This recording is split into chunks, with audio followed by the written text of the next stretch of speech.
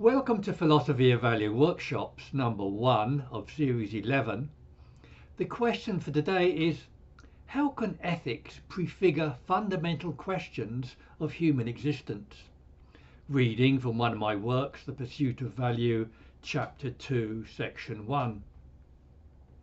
This series on ethics and morality is part of a broader inquiry into the meaning of human existence as consciousness. This broader inquiry holds that consciousness is the key to revealing the character of human existence, and that the concept and the phenomenon of value is key to revealing the potential of consciousness. That is, for example, a meaningful life is a worthwhile and valuable life lit up by values, as well as that ethical principles are values that guide moral action.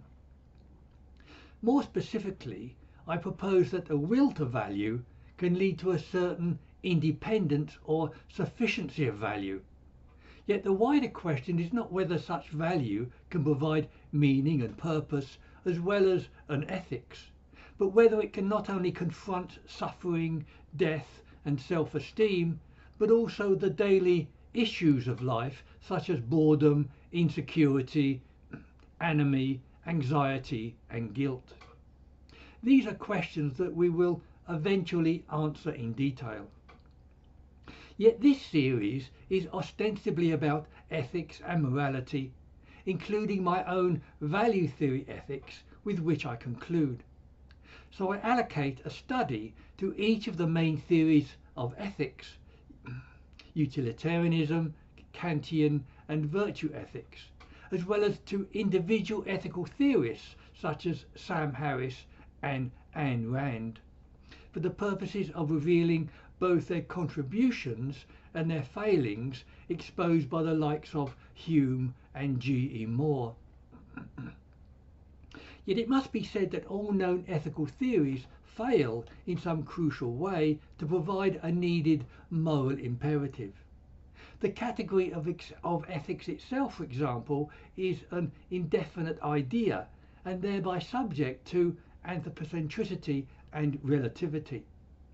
Utilitarianism is difficult to dispute as social policy, but is inadequate as a morality of happiness.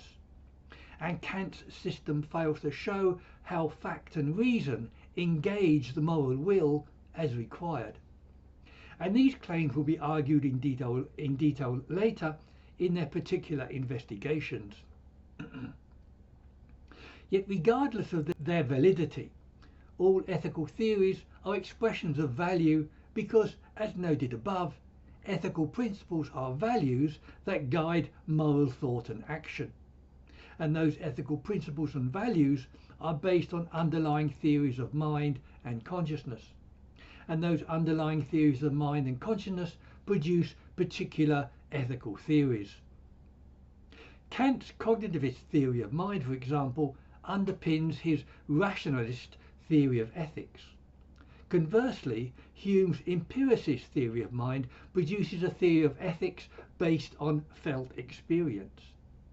But Sartre's theory of consciousness, based on selection and choice, as well as a lack of being, results in an ethics, if we can call it that, of freedom and created value. But Sartrean and existentialist ethics is an expression of visceral presuppositions rather than a coherent system. Yet it gets closer to our objective here of linking ethics, value and consciousness than other accounts. And the intimate relation between consciousness and value is also better explained by phenomenology. Heidegger, for example, cites care as the being of Dasein, and Sartre writes that the being of the self is value.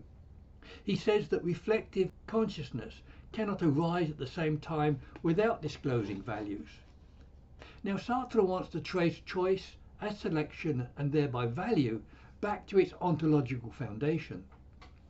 He writes that choice isn't just a preference, but a selection traced back to its ontological foundation, unquote.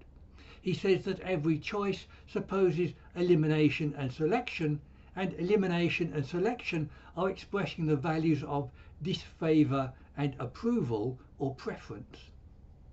This idea is illustrated with the earlier example of the contrast of a black spot on a white background. That is, a monotone is inimical to selection, choice and value, as well as to perception and consciousness. So diversity and contrast is essential to and produces consciousness, perception and value. I've also argued this point in terms of an externalist theory of mind that needs a diverse external world. And both diversity and externalist theory of mind are compatible with Heidegger's being in the world. And in addition to value being fundamental to ethics, meaning, purpose and practically every human activity, we can also say then that every perception entails contrast, selection and value. We look one way and make a selection and preference that produces an antithesis or negation. And we can thereby say that value is ubiquitous in every aspect of our conscious lives. And because value and consciousness are coexistent, we can also say that ethical values are fundamental to human life. There are also a number of ways in which ethics prefigures questions of human existence and consciousness, in addition to the above noted precedents of ethical values and the failure of ethics. That is, the failure of ethics prefigures questions of human existence because they call out for resolution. And as comparable to religion, ethics claims to express some of mankind's highest, if not the highest, aspirations. And particular theories of ethics can be seen to express different values and concerns. Utilitarianism, for example, is primarily concerned about the significance of consequences in terms of happiness. Kant wanted to integrate subjectivity and objectivity, with reason as both a human faculty and a universal. And Aristotle's virtue theory primarily values excellence of character and human flourishing. Other theories like existentialist and postmodern ethics have their own concerns. But there are different conclusions about these differences and of method and value. Derek Parfit, for example, describes these different theories as climbing the same mountain on different sides.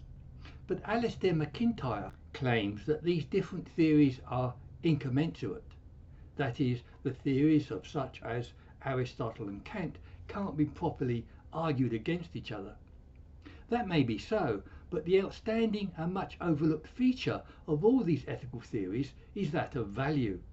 And as stated earlier, ethical principles are values that guide moral thought and action. Kant, for example, values reason and intention. Utilitarianism values happiness, and Aristotle values virtue. Each of these and other theories have particular concerns that we must address in this present series.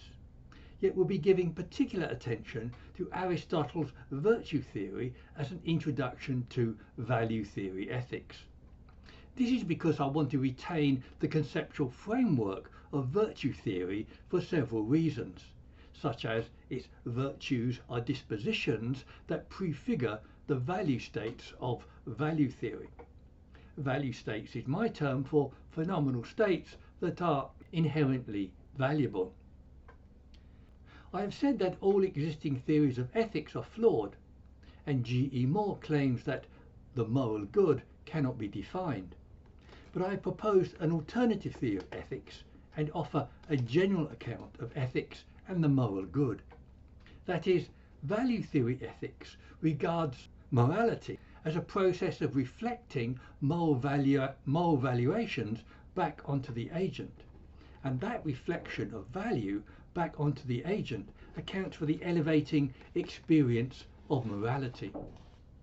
Actions deemed to be moral reflect positive judgments and values back onto the agent, and conversely, actions deemed to be immoral reflect negative judgments. The content of those actions is deliberately unspecific, but they will eventually be shown as subject to normative considerations. In all this, the concept and the phenomenon of value is crucial and is doing a lot of work that we need to justify. One way of doing this is through the earlier noted significance of value as fundamental to consciousness. Another way is by showing how value is inherent to human activities of special human concern, that is, like religion, romance, aesthetics, meaning and purpose, as well as to ethics and morality. And value can also do what we need it to do in all those theories and activities. Yet finally, we can also show the significance of value by comparison and contrast to other kinds of mental state. In order to clarify these states, I've classified them with the four states of cognition, affect, will and value. Yet analytic philosophy typically classifies consciousness into two distinct cognitive and non-cognitive states. But this classification is biased towards cognitivism and defines non-cognitive states negatively. So I supplement this classification using the above four states of cognition, affect, will and value. And in my view, this classification is comprehensive and describes consciousness exhaustively. But note that whichever classification we use, we are making a reduction that marks a radical change in thinking. That is, theories of ethics, meaning and purpose were previously directed towards objectives like happiness, freedom, responsibility, love and goodwill. But now these objectives are reduced to a greater level of generality in such forms of as cognition, affect and value. This is a transition in thought that must not only be understood but questioned as we do elsewhere. And analytic philosophy tends to explain activities like morals and motivation in terms of cognition and reason. One argument for this view is that non-cognitive theories are said to be blind and unable to guide action. Yet cognitive theories are said to be impotent and unable to motivate action or morals. This is an example of how cognitive states might not provide adequate explanations. An illustrative question here is, do we eat an apple because we desire it or just because we see an apple? In this case, non-cognitivist motivation from desire is intuitively compelling. And issues of meaning and purpose also seem to need a resolution in terms of non-cognitive experience. It's difficult to say how bare conceptions of things can satisfy issues of meaning and purpose. Yet ethical questions of cognitive or non-cognitive motivation are more complex and difficult to resolve. This is because ethical values typically have a much lower affect content than motivational values. But ethical values certainly are also values, and that the cognitive non-cognitive distinction can't easily discern. This is an argument for both the value content and cognitive content of ethical events. These issues, however, are the subject of an extensive cognitive non-cognitive debate. Yet the above considerations, and that the cognitive states of reason and knowledge are means to an end, indicate that cognition alone isn't an adequate principle of life or human objective, and that value represented by ethics is a notable candidate in this respect. But if cognition doesn't provide an adequate principle, affect states are a common non-cognitive alternative. Affect states are emotions and feelings like pleasure and happiness, as well as negatives like pain and disgust. In its favour, happiness also figures in utilitarianism in its central principle of utility. And as a social policy, the maximum happiness for the maximum number of people is difficult to dispute. But as a theory of ethics, it has serious inadequacies of justification and motivation. and happiness cannot answer questions of meaning, purpose, or the why of life. Next, like other states, the significance of the will depends on its function and how it is used and qualified.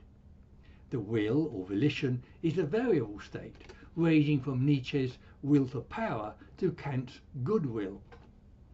And as a further feature, the ingredient required to motivate action can be described as the will.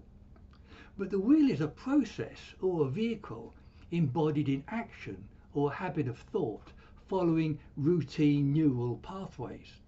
And in Nietzsche's will to power, it is a synonym for control, which is an ability, not a mental state. The will can't then be a constitutive of a state or an objective itself, as thinkers from Spinoza to Sartre agree. And as such, the will also isn't a viable candidate as an explanatory human objective, although the argument can and is often extended beyond this brief outline. Yet it might be a mistake to look for one kind of state, because a principle of life might consist of multiple states. Nor might we be able to argue states against each other, as they seem to overlap across a spectrum. Nietzsche, for example, proposed a justification by aesthetic value that included affective experience. Hilary Putnam presented an entanglement as the collapse of the fact-value dichotomy, and existentialists and others tend to describe value as volitional. Yet this doesn't prevent us from considering each of these states in turn, or one of them, like value, as primary. In fact, we should consider them in combination, as I finally do, in the idea of an ongoing dialectic. And in this way, these four states are the building blocks of more complex positions.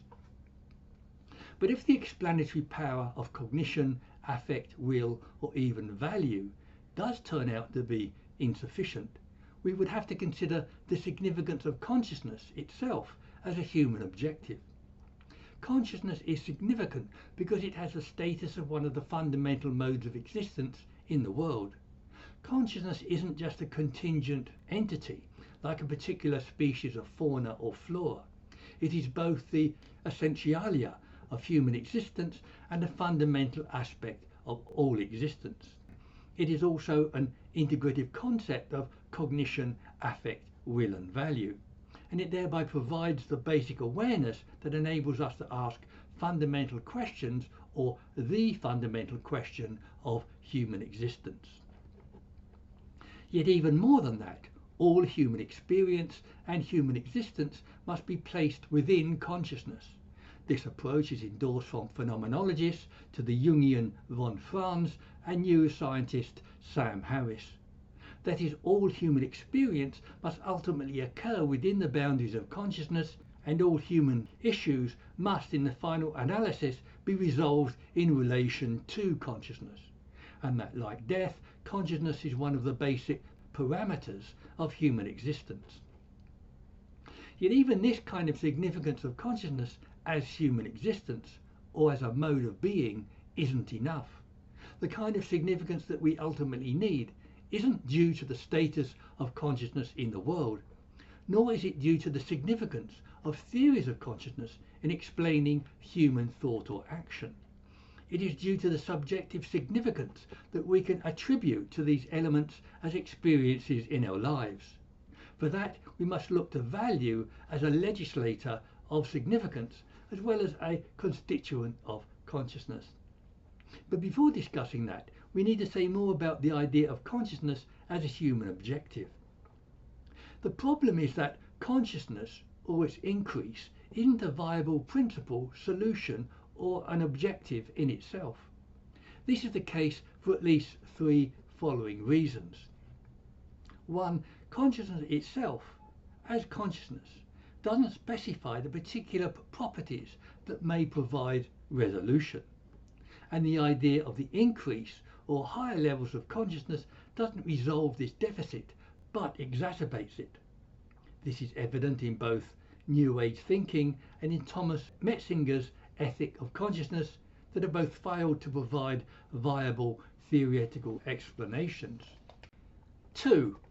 Consciousness incurs problems like anxiety, anomie, fragmentation, alienation, guilt, and awareness of finitude. And 3. Structures like temporality, divisibility, and graduation render consciousness intrinsically problematic. More specifically, temporality produces impermanence, change, choice, responsibility, and anxiety. Divisibility creates problems like personal fragmentation, internal conflicts, and alienation. And graduation means that we can not only develop, but also diminish and eventually die. And in my view, the combined structural problems of consciousness can be described as insubstantiality. Sartre poses the insubstantiality of consciousness in relation to the independence and permanence of physicality. Yet I propose a more realistic response as a sufficiency of value, not a sufficiency of physical features. But even Sartre might ask, how can ontological problems of existence be resolved in terms of value? For example, he himself says that ontology itself cannot formulate ethical precepts. But the ontological structures of consciousness aren't just abstract principles. They also represent visceral human experiences such as anxiety, alienation, and personal fragmentation. Yet as such, they can be ameliorated or resolved with the help of other human capacities such as thought, belief, reason, or even with a sufficiency of value. As an example of resolving ontological problems of existence in terms of value, let's say you lose $50. You can either resolve the problem materially by being reimbursed or by coming to terms with your loss with the benefits and consolations of the outcome. Yet this raises the question of how can value be the kind of thing that can do this? That is, how can an ontological problem of existence be resolved in terms of value or even ethical value? One common objection is that value is an abstract concept without any substantive existence. But value is a general or collective term that represents particular values that do have substantive existence. And values can be actions like wanting or liking, or states like love, hate, resentment, respect, or distaste. This is why I've had to coin the term value states to account for their phenomenal properties. And in my view, some value states have a certain sufficiency that is mistakenly described as intrinsic value. For example, moral fortitude is doing the right thing without unwarranted social or ideological support. Aristotle's crowning virtue was magnanimity, or a greatness of soul that doesn't seek retribution. And a qualified self-esteem also has an independence and sufficient value in itself. These are, of course, explanative statements, not arguments. We need to look at what exactly is required in asking and answering fundamental questions of human existence. And the particular requirements of the different theories of ethics can help us to do that. Utilitarianism, for instance, posits two crucial criteria for either an ethics or a philosophy of life. One is the importance of consequences both for the agent and for the practicalities of life in the world. Another is in demonstrating the less obvious properties of happiness for the substantiality of value. That is, the substantiality and sufficiency of happiness is able to illustrate the substantiality and sufficiency of value central to value theory ethics. To do this, we can compare and contrast the four states of pleasure, happiness, joy, and moral choice or fortitude. Pleasure typically has physiological origins and is less influenced by cognitive factors. Happiness is more subject to circumstance and cognitive considerations. Joy is thought to not only be of value, but to have a greater value content. and moral choice can have a greater value and is more independent of social support. Yet pleasure, happiness, joy and moral choice don't require things outside of themselves to make them sufficient. That is, they all demonstrate substantiality, independence and sufficiency of different kinds. And we can see that they have different degrees of cognitive, affect and value content. Yet the objective here is to demonstrate the sufficiency of value in ethics and in life, such as found in self-esteem, love, magnanimity, meaning and purpose. I will make similar comparisons with virtue theory shortly. The key feature of Kantian ethics, however, is objectivity in the form of universality in principle and in practice. Central to Kant's ethics is his categorical imperative that includes the elements of humanity and autonomy. That is, he wanted to integrate objectivity and subjectivity with reason as a universal human faculty. And his main principle or categorical imperative to do this was always act so that your action becomes a universal law, unquote.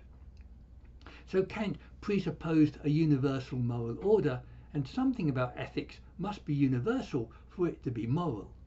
But it's a question whether that universality can be established either at the level of action or of principle. His complete prohibitions on lying and suicide, for example, are often dismissed as moral fanaticism, and his universal principles can't cope with human diversity and complex circumstances. But we'll have to look at what it is about morals and meaning that is universal. And the two elements that Kant neglected in this respect are consciousness and value. This brings us to my final argument for value as a principle of life. This isn't just its ubiquity and its ontology or the inadequacy of the alternatives, but the fact that value can do what we need it to do. That is, value can do what we need it to do in ethics, morals, meaning, purpose and aesthetics, but also in terms of its properties like sufficiency of value and self-validation, as shown below. Yet problems assail these claims, such as the possible priority of other states like happiness over value, and the problem of justification posed by Hume's is-ought distinction and More's naturalistic fallacy. Yet with respect to the facts of ontology, cognition, like value, is also a fundamental constituent of consciousness. But as I have indicated here, as in Hume, cognition is not able to do what value is able to do. And in the case of Hume's is-ought, the issue arises by beginning with facts, as in academic discussions. But we can start with values, as shown above, with the coexistence of value and consciousness, expressed in the affirmation or will to value, leading to further value choices. This predisposition of value can be explained with the principle of self-validation of values and ethical values. Such a predisposition or self-validation of values or morals has been previously proposed by such as Nietzsche, Williams and Dworkin, who looked at the self-contained nature of ethics. Self-validating principles are used to justify logic and mathematics, but not thought possible in physics or ethics. Logic is determined by the self-evident and self-validating truths of Aristotle's four basic principles of logic.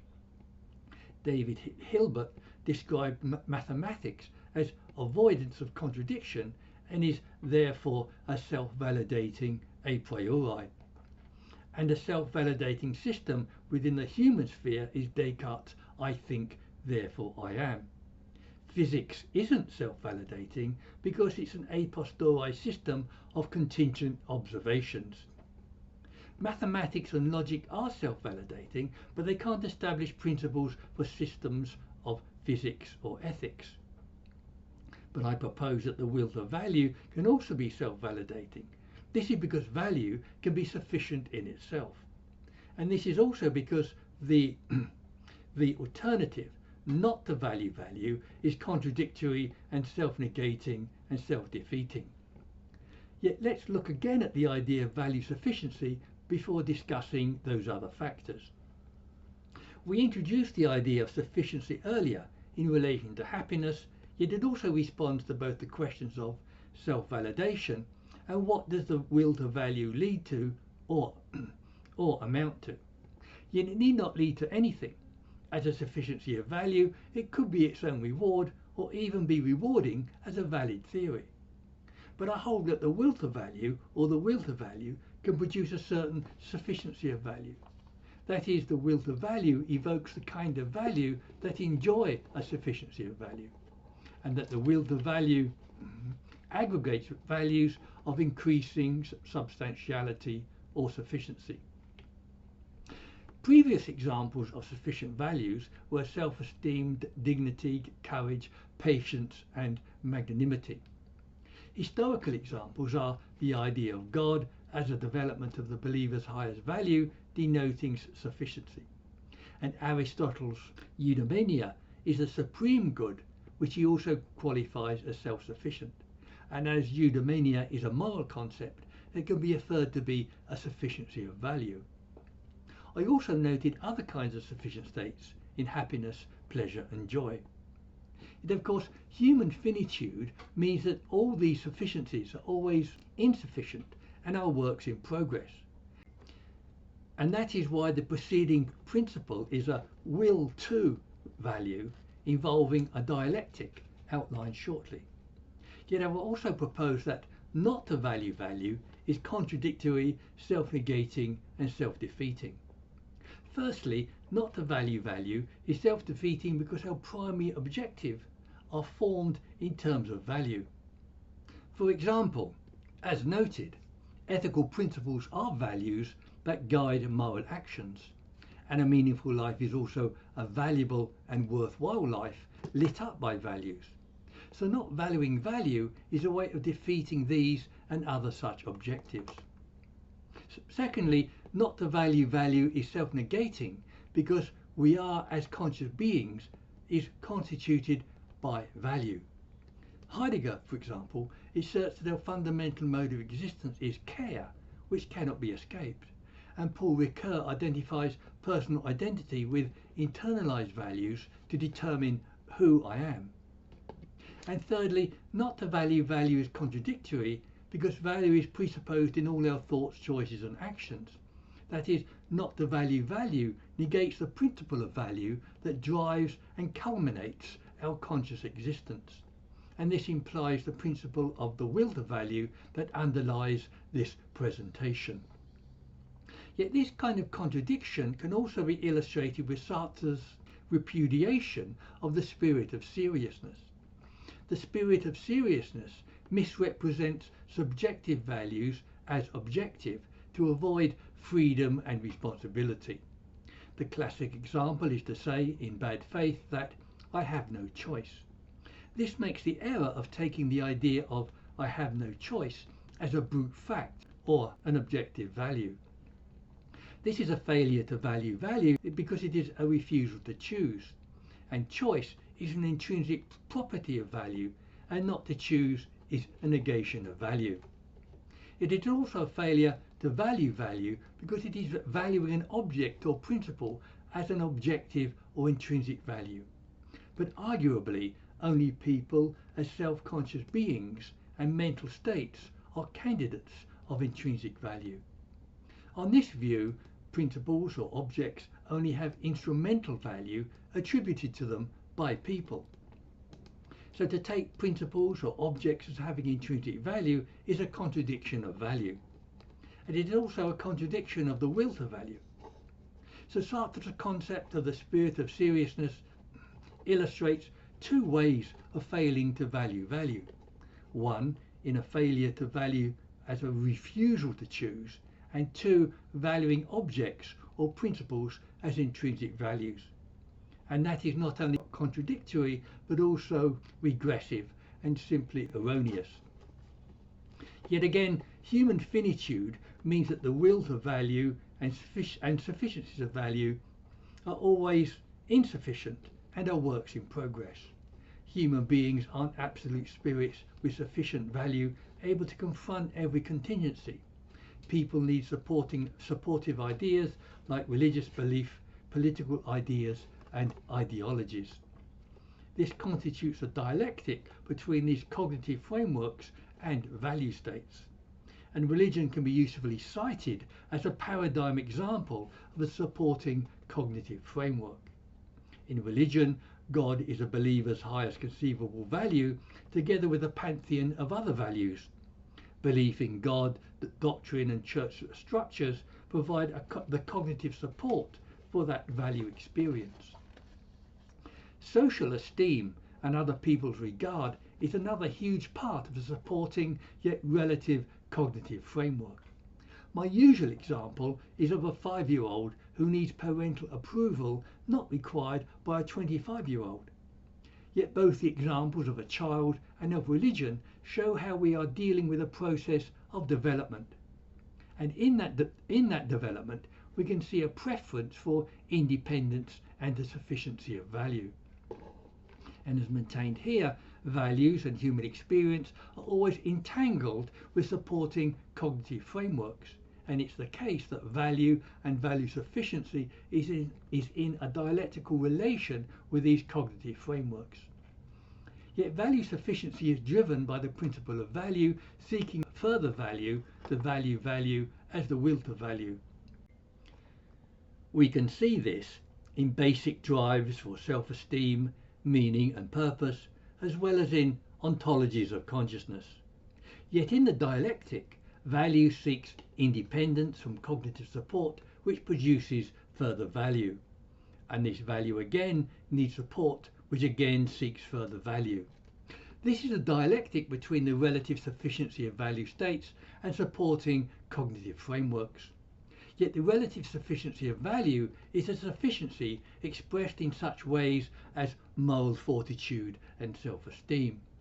In this way, the theoretical principle of the will to value is also a principle in life and in life experience.